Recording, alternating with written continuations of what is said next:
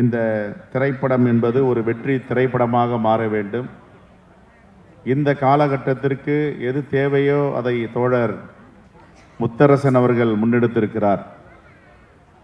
நேற்றைய தினம் கூட ஒரு வேளாண்மை கருத்தரங்கத்தில் நான் கலந்து கொள்ளும் பொழுது, இந்தியாவில் 53.8 மில்லியன் அரிசி பற்றாக்குறை இருக்கிறது. 2023-24 ஒப்பிட்டு பார்க்கும் பொழுது ஒரு ஆண்டும் அரிசியுடைய உற்பத்தி குறைந்து வருகிறது. வேளாண்மை திட்டங்கள் இங்கே இந்தியாவில் சரியாக செயல்படவில்லை. ஒரு பக்கம் இயற்கையுடைய சீற்றம், பருவமழை மாறி போய்வது, வறட்சி ஏற்படுவது, தட்பவெட்ப நிலை மாறுவது, மண்ணுடைய தன்மையை ஒரு முறமும் தொழிற்சாலைகள் நிறைந்த இந்த நச்சுக்களால் மண்வளம் மாறுகிறது. ஆகவே இப்படிப்பட்ட சூழலில் இந்தியாவில் அரிசி உற்பத்தி குறைந்து கொண்டே இருக்கிறது. 53.8 மில்லியன் மெட்ரிக் டன் பற்றாக்குறை இருக்கிறது என்று ஆய்வறிஞர்கள் அறிக்கை அளித்திருக்கிறார்கள். விவசாயிகள் சேற்றில் காலை வைத்தால்தான் நாம் சோற்றில் கையை வைக்க முடியும் என்று எல்லோருக்கும் தெரியும். ஆனால் இந்த வேளாண்மை துறை தினம் தினம் இந்தியாவில் அழிந்துவதற்கு காரணம் ஒரு நேர்மையற்ற ஆட்சி 12 ஆண்டுகளாக இந்தியாவில் செயல்பட்டு கொண்டிருக்கின்றன. ஏற்கனவே வேளாண்மை குடிமக்களுக்கு எதிராக 3 கருப்பு சட்டங்களை நாடாளுமன்றத்தில் எந்த விவாதமும் இல்லாமல், வாக்கெடுப்பும் இல்லாமல் பாஜக அரசு வேளாண்மை குடிமக்களுக்கு எதிராக, விவசாயிகளுக்கு எதிராக அந்த சட்டத்தை கொண்டு வந்தார்கள்.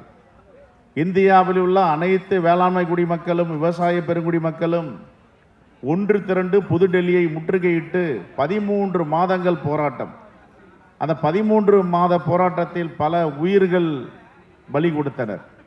அதற்கு பிறகு மோடி அவர்களுக்கு தெளிவு வந்து, எப்படி இரவோடு இரவாக எந்த விவாதமும் இல்லாமல் 3 கருப்பு சட்டத்தை, புதிய வேளாண்மை சட்டத்தை கொண்டு வந்தார்களோ, அந்த 3 கருப்பு சட்டத்தை திரும்ப பெற்றார்கள். திரும்ப பெறுவதற்கு 13 மாத போராட்டம், 60க்கும் மேற்பட்ட உயிர் பலி, விபத்து, கார் ஏற்றி கொல்லும் அளவிற்கு கொலை நடந்தது. ஆனால் இப்பொழுதும் அமெரிக்காவிடம் வர்த்தக ஒப்பந்தத்தில் இந்திய வேளாண்மை குடிமக்களுடைய வாழ்வாதாரத்தை அடகு வைத்திருக்கிறார்கள். ஆகவே இந்த காலகட்டத்திற்கு இந்த அரிசி என்ற படம் திரைப்படமாக வருவதை விட நாம் இதை பாடமாக எடுத்து விவசாயத்தை நாம் பாதுகாக்க வேண்டும். விவசாய பெருங்குடி மக்களுடைய வாழ்வாதாரத்திற்கு நாம் உறுதுணையாக இருக்க வேண்டும். ஆகவே இந்த திரைப்படம் வெற்றி படமாக மாற வேண்டும், எல்லோரும் பார்க்க வேண்டும்.